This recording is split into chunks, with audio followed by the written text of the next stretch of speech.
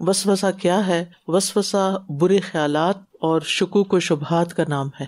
جو شیطان انسان کے دل میں ڈالتا رہتا ہے، جسے عام طور پر ہم نیگیٹو تھنکنگ بھی کہتے ہیں۔ یہ وسوسہ کبھی عقیدے سے متعلق ہوتا ہے، جس میں انسان کو خیال آنے لگتا ہے کہ کیا اللہ تعالیٰ موجود ہے، اللہ کو کس نے پیدا کیا۔ یہ سوال آج کے بچوں کے ذہن میں بہت آتا ہے کہ اگر ہر چیز کو اللہ نے بنایا تو اللہ کو کس نے بنایا ہے۔ تو یہ شیطان اس طرح کے خیالات بچپن سے ہی ڈالنا شروع کر دیتا ہے، لیکن یہ ہے کہ زندگی کے کسی بھی حصے میں انسان کے دل میں ایسی باتیں آنے لگتی ہیں۔ کبھی عبادات سے متعلق وسوسے آتے ہیں، جیسے طہارت میں شک پڑ جاتا ہے، نماز کے دوران وسوسوں کی یلغار شروع ہو جاتی ہے۔ کبھی انسان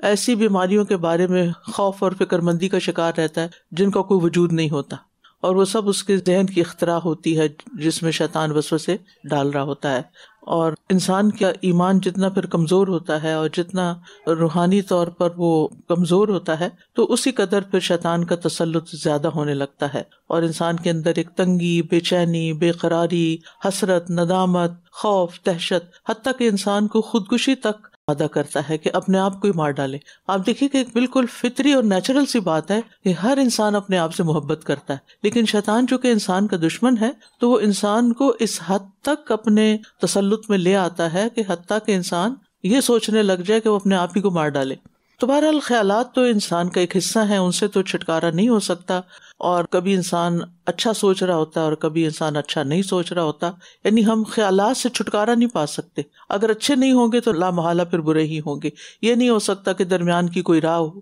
کہ نہ اچھے ہوں نہ برے ہوں۔ اور یہاں یہ بھی یاد رکھیں کہ وسوسوں کا آنا ایمان کی کمزوری کی دلیل نہیں، کہ ضروری طور پر یہ نہیں کہ جس انسان کا ایمان کمزور ہو، یعنی یہ ایک ریزن ہے کہ ایمان کی کمزوری کی وجہ سے اپنے اوپر قابو رکھنا اس کا مشکل ہوتا ہے، کنٹرول کرنا ان کو، لیکن بعض اوقات ایمان کے پختگی کے باوجود وسوسے آتے ہیں، کیونکہ شیطان تو چین سے بیٹھتا نہیں، وہ تو 24/7 جو ہے وہ کچھ نہ کچھ کرتا رہتا ہے۔ تو اس لیے پھر شیطان بعض اوقات ایسے دل میں بھی وسوسے ڈالتا ہے جہاں انسان پوری طرح اللہ تعالیٰ پر اور آخرت پہ یقین رکھتا ہے، تو ایسی صورت میں انسان کو وسوسوں پر توجہ نہیں کرنی چاہیے، یعنی وسوسے انسان کا کچھ بگاڑ نہیں سکتے۔